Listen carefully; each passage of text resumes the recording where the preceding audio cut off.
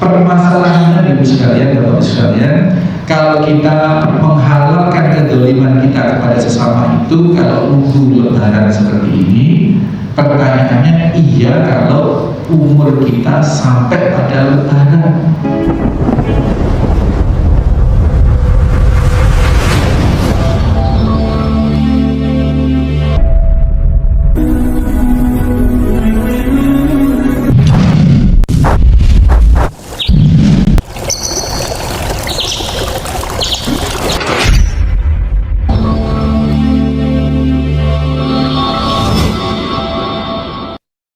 Langsung saja kepada Ustaz Andi Al-Qasi yang tempat dipersilakan.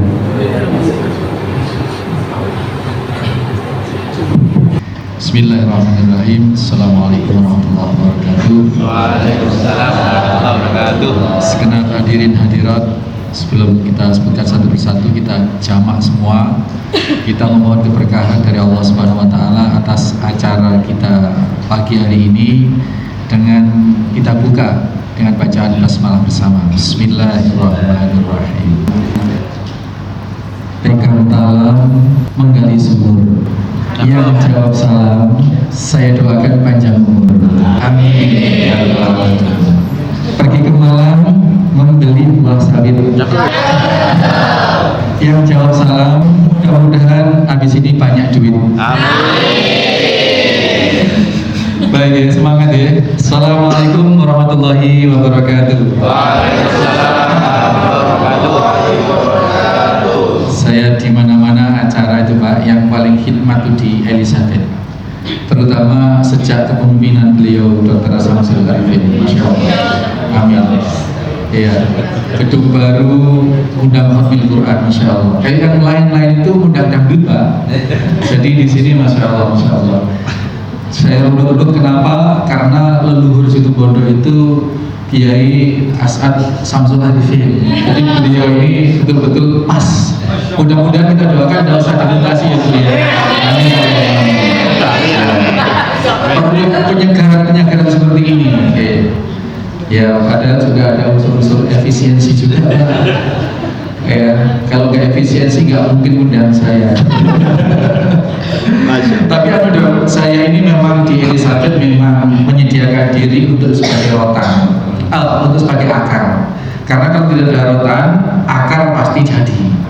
Dulu ketika masih belum Dr. Samsul di sini, itu waktu masih COVID Pak, itu acara apa itu Bu April ya? Itu ngundang Ustadz Dasar Latif.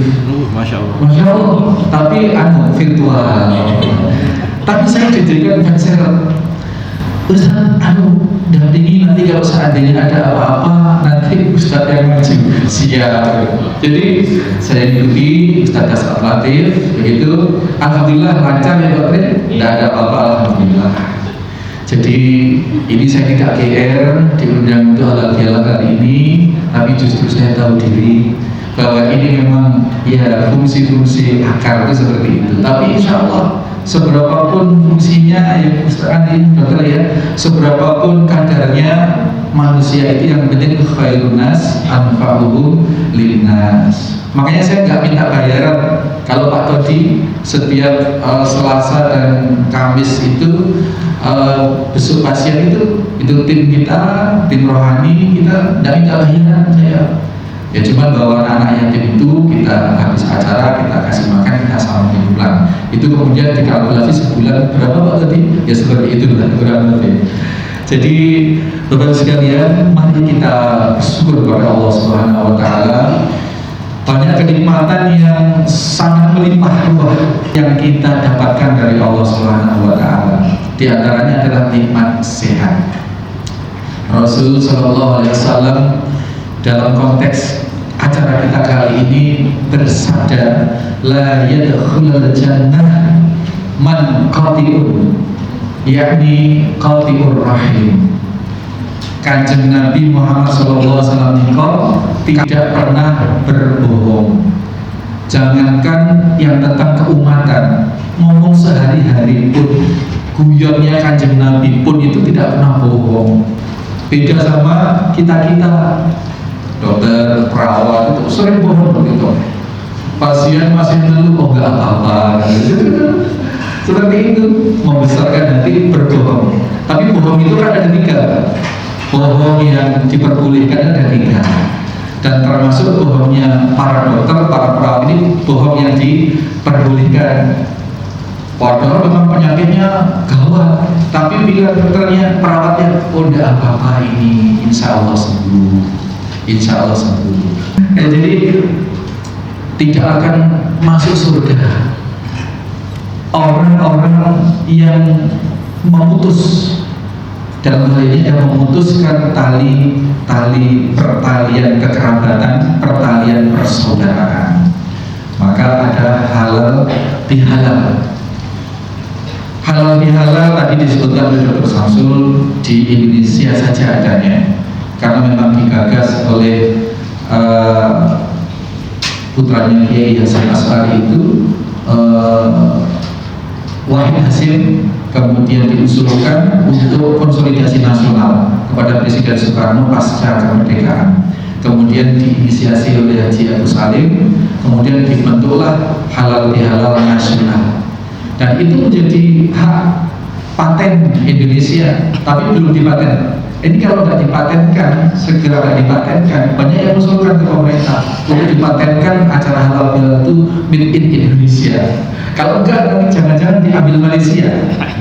Seperti itu. Kemudian Kiai Haji Ahmad Dahlan juga melakukan konsolidasi setelah kemerdekaan. Para mantan-mantan pegawai Belanda itu dengan mantan-mantan pegawai keraton itu dikumpulkan semua, konsolidasi nasional.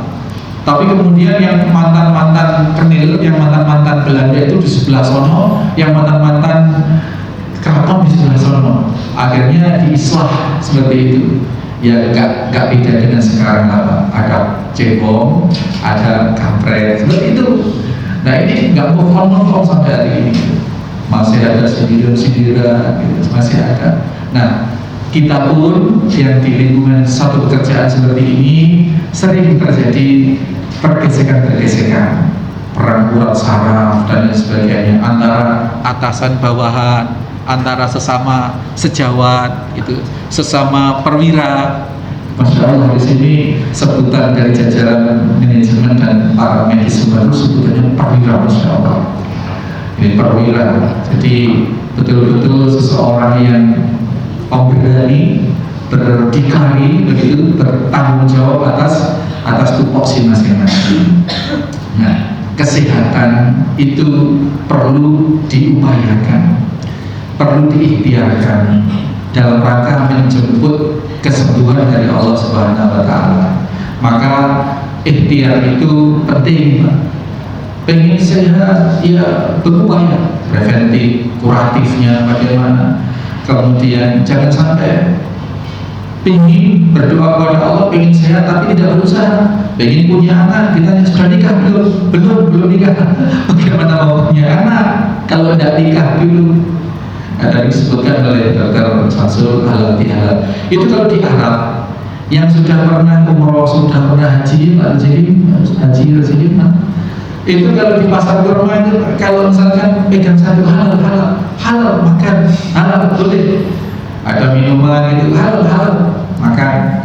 Mau wudhu di masjid ada sandal jepit, ada pakaian macam-macam halal pakai. Maka di sini tidak sama nanti maknanya. Kalau di sini nanti disamakan dengan seperti itu, di sini ada bapak-bapak, ada ibu, ada laki perempuan, halal, sudah halal tinggal cari kamar. Betul. Jadi halal yang dimaksud di dalam halal bihalal ini adalah makna halal. Halal itu diantara maknanya adalah memudar atau mengurangi suatu yang khusus, suatu pola hubungan yang sangat absurd. Ini dikurangi dengan halal, yaitu dengan tadi diantaranya saling memaafkan. Karena hakul adami ini hanya akan bisa terurai, hanya akan bisa clear kalau melalui penghalalan seperti itu. Kemudian mana berikutnya adalah meluruskan sesuatu yang masih acak-acak. Jadi kalau halal Di dalam makna pelurusan ini, Pak, kita akan menuai makna kesalahan itu ada beberapa model. Kesalahan yang membawa berkah, kesalahan yang akan menimbulkan musibah, kesalahan yang akan menjadikan kefatalan. Nah, di antara fungsi halal dalam makna yang kita maknai halal bihalal itu adalah meluruskan suatu kesalahan. Kalau kerja itu rumusnya harus pakai rumus buka dan sahur. Berangkat kerja itu kalau orang buka disunahkan bagaimana? Bersegera. Kalau berangkat kerja tidak bersegera, ini salah.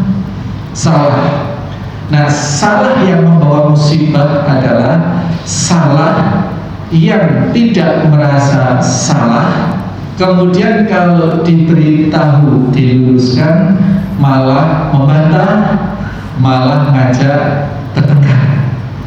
Ini salah yang membawa musibah. Tapi salah yang membawa berkah adalah konsep tadi. Misalkan kerja dengan konsep sahur dan buka. Berangkat kerjanya memakai konsep buka itu bersegera.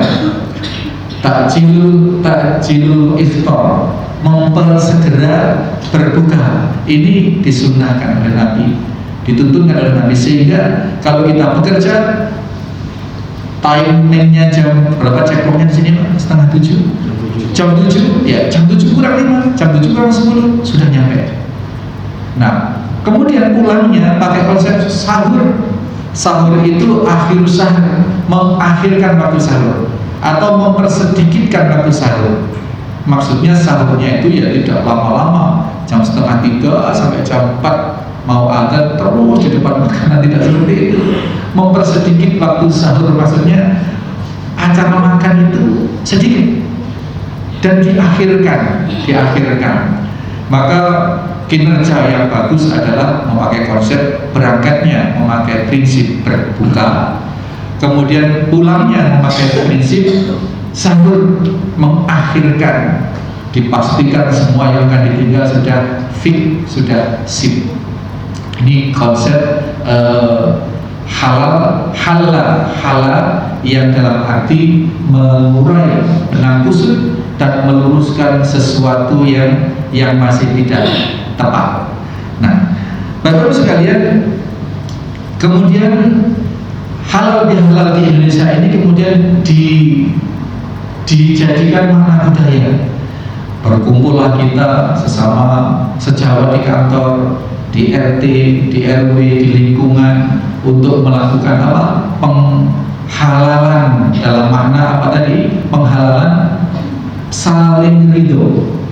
Dan itulah hamba yang terbaik itu adalah saling ridho di antara sesama.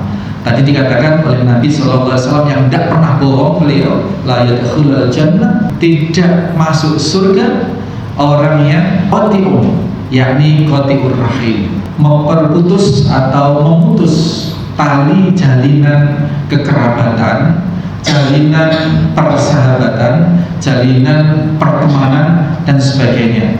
Oh, ini bahaya. Meskipun Bapak sekalian, untuk mengurai benang kusut ini sesungguhnya tidak harus menunggu Idul Fitri, tidak harus menunggu Syawal, karena kalau kita dosa kepada sesama manusia ini resikonya luar biasa sekali. Kalau kita dosa kepada Allah, yang penting kita sudah menyesal, berjanji berazam tidak mengulangi, dan kemudian ya beristighfar pasti, kemudian menyusuli dengan perbuatan-perbuatan baik, selesai. Orang lain tidak bisa tahu, selesai. Dosa kepada Allah. Tapi dosa kepada Allah itu juga ada dua. Dosa yang sifatnya private, ada dosa kolektif. Dosa kolektif ini tidak bisa dilakukan kalau tidak dengan teman atau tidak ada pihak kedua. Kadang pihak ketiga, pihak terlibat. Nah, ini biasanya hobinya ibu dokter. Jadi kalau begitu, kalau mau ngerasani itu pasti cari teman. Kan nggak bisa tuh rasanya sendirian. Nanti dipertanyakan itu ada apa? Kok ngomong sendiri? Lalu perasaan itu bergibah itu ya pasti dengan teman. Ini dosa kolektif, bersama-sama membuat dosa kepada Allah. Gitu. Nah, kalau yang dirasani atau digibah ini ya sesama manusia, maka taubatnya ada 4. Kalau taubatnya kepada Allah kan 3, terjadi tidak mengulang, beristighfar, kemudian menyusui dengan perbuatan baik, selesai. Tapi kalau ada kaitannya dengan hakul adami tadi, ya harus mendapatkan penghalalan dari yang kita zalimi. Ya minta maaf. Ya Ustaz, minta maafnya dari lebaran biar nggak kelihatan pokoknya piro-piro luputku 10. Kalau kerja gitu, piro-piro luputku nyuwun 10 ya. Nggak diuret luputnya apa saja itu, nggak diuret gitu. Jadi kesempatan. Tetapi timbang tidak sama sekali momentum halal bihalal, momentum Idul Fitri, momentum Syawal seperti ini ya betul-betul kita optimalkan dalam rangka membersihkan dosa-dosa kita kepada sesama manusia. Ini loh Pak, permasalahannya Ibu sekalian, Bapak sekalian, kalau kita menghalalkan kedoliman kita kepada sesama itu, kalau nunggu lebaran seperti ini, pertanyaannya iya kalau umur kita sampai pada lebaran. Kalau tidak, Masya Allah, alhamdulillah, dosanya besar sekali. Misalkan sekarang bulan Syawal, selesai Syawal ini, nanti bulan depannya bulan Dzulhijjah, kita sudah bikin dosa, ngerasani teman atau ngerasani siapa, ini terus kemudian sadar, aduh saya kan dosa, nanti aja lah, minta maafnya kalau lebaran ke depan. Iya kalau umur kita nyampe Pak, kalau nggak nyampe ini bahaya sekali ya, apalagi yang ada kaitan dengan utang piutang. Maka Bapak sekalian, di antara keberkahan halal bihalal adalah ziyadatul khair, memperbanyak kebaikan atau berkahnya kebaikan-kebaikan yang ditambah oleh Allah Subhanahu wa Ta'ala. Maka yang sudah berhalal bihalal ini nanti, yang sudah saling memaafkan, sudah dipandu oleh Dr. Samsul tadi 00 itu, mudah-mudahan enteng jiwa kita. Kemudian Allah sudah melepaskan, mengurai benang kusut, mengurai kerutan-kerutan, kesalahan-kesalahan sudah dihapuskan, maka hidup jadi enak, ibadah jadi lebih nyaman. Maka mudah-mudahan nanti yang susah hatinya pulang dari sini bahagia, amin. Yang punya anak sulit diatur, sulit dibimbing, sulit diajari ngaji dan sebagainya, pulang dari sini insya Allah dapat keberkahan, dimudahkan oleh Allah, amin. Yang sering kerengan sama suami sama istri, yang sering bertengkar, yang rumah tangganya acak-acakan, mudah-mudahan dari sini mendapatkan kemudahan dari Allah Subhanahu wa Ta'ala, amin. Yang masih punya hutang belum bisa bayar, mudah-mudahan nanti yang utami lupa akan hutangnya, amin. Kok malah amin ini? Kalau amin ini berarti bahkan untuk melupakan hutang. Ya memang hutang itu bisa selesai dengan 2 cara kok, itu dengan 2 cara. Intinya adalah penghalalan dari atas hutang itu. Hutang itu akan bisa halal kalau satu dibayar, impas, gitu ya. Yang kedua dihalalkan oleh yang memberi hutang. Ini adalah solusi bagaimana hutang itu. Maka saya dulu kalau masih, alhamdulillah sekarang punya hutang, alhamdulillah. Dulu masih punya hutang, masih hidup susah. Doanya ini, ya Allah, mudah-mudahan yang utami saya bukan lupa, bukan enggak lah. Mudah-mudahan kau beri rezeki yang luas, hidupnya dimudahkan sehingga tidak terpikir untuk nagih dulu gitu. Sebelum saya punya jangan membayar, jangan ditagih dulu. Seperti itu. Di sini kelihatannya kayaknya tampang-tampang nggak punya hutang, kecuali utang operasi ya, utang apa. utang jembatan jati gitu. Ini mudah-mudahan apapun persoalan kita, apapun problem kita, ya kalau kita sudah dimudahkan oleh Allah, sudah diberi ziyadatul khair tadi, kemudahan karena dosa-dosa kita sudah diangkat, Pak, itu insya Allah semuanya ada solusi. Maka Sayyidina Ali itu kalau ditanya oleh beberapa orang, kemudian jawabannya cuma satu, banyak beristighfar, gitu, memohon ampun kepada Allah. Ada saya tiru, Pak. Saya itu sering ya offline maupun online itu pokoknya rekaman gimana begini, istighfar itu. Karena apa? Secara logika, kalau Allah sudah menghapus dosa-dosa seseorang, maka seseorang itu tidak akan terbebani. Secara psikologis saja, kalau sudah mendapat permaafan satu itu apa? Satu itu apa? Kelas itu apa? Yang tidak mau saling sapa itu apa? Kalau bahasa situ bodoh ini satu, kalau orang Jawa satu, nggak mau saling sapa, ketemu kelihatan ujung ke sana mau jalan sini belok, ketemu gitu. Atau kalau sudah kadung jalan berpapasan, apa pura-pura ya sana, ya, itu satu. Soccer ya, soccer ya. Masya Allah.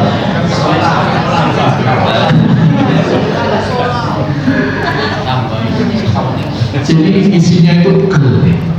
Nah, di antara kebohongan yang boleh dilakukan di dalam Islam itu adalah kebohongan yang dalam rangka menggadukkan lagi orang yang soccer itu, Pak.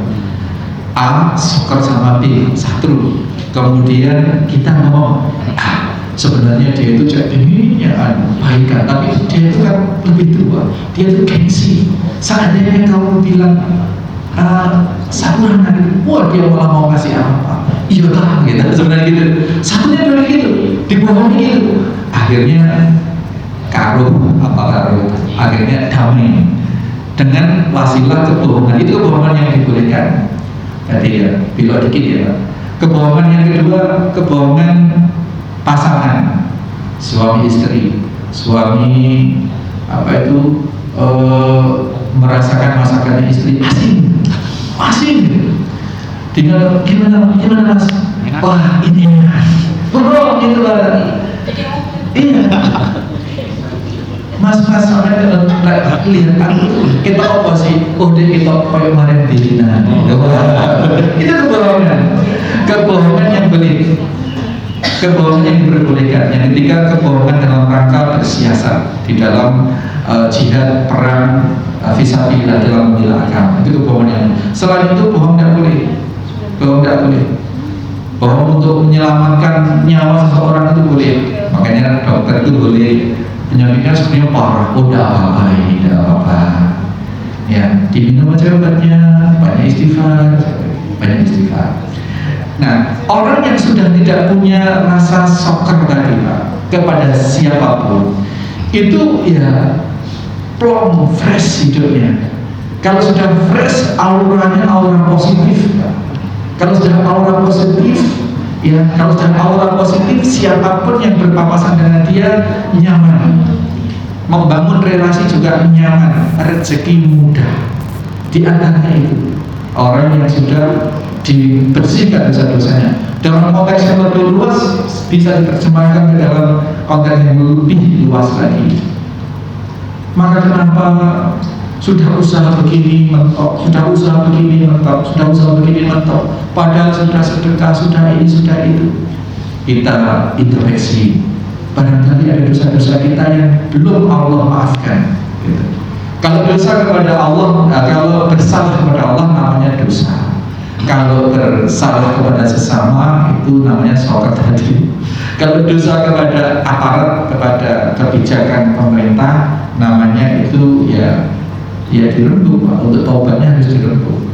Apakah dengan hukum positif atau dan lain sebagainya. Jadi itu dalam rangka kita membersihkan dosa-dosa sehingga hidup kita fresh, rezeki kita lancar, ekonomi kita lancar, keluarga juga sakinah, itu mendidik anak juga alhamdulillah nyaman, bertetangga juga nyaman, rezeki lancar. Ini kalau kita punya. Maka di dalam rangka kita berhalal bihalal ini prosesnya panjang, Pak. Sejak Ramadan tadi disampaikan oleh Dr. Samsul. Sejak Ramadan kita sudah bersih-bersih hablum minallahnya. Kita punya catatan track record yang tidak karu-karuan kemarin. Masuk Ramadan ada jaminan ghufira lahu ma taqaddama min dhanbi, dihapus semua dosa-dosanya. Syaratnya apa? Shoma Ramadan dengan dasar imanan wa ihtisaban. Malamnya qoma Ramadan, qiyam tarawih, siang tarawih, siang puasa, malam tarawih. Tarawih itu aja, qiyamul Ramadan itu qiyamul lail, ada witir dan sebagainya. Kemudian itu pun masih disyaratkan dasarnya harus iman, kemudian berharap kepada Allah, ihtisab kepada Allah.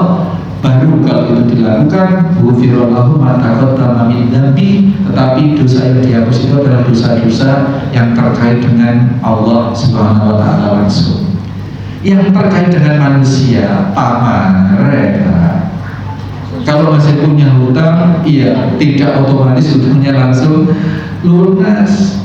Kalau pernah menzalimi orang, tidak otomatis ghufira lahu tidak masuk dalam kategori itu. Ghufira lahu ma taqaddama min dhanbi, yang dimaksud adalah dosa-dosa kepada Allah Subhanahu wa taala. Dosa kepada sesama manusia harus dihalalkan.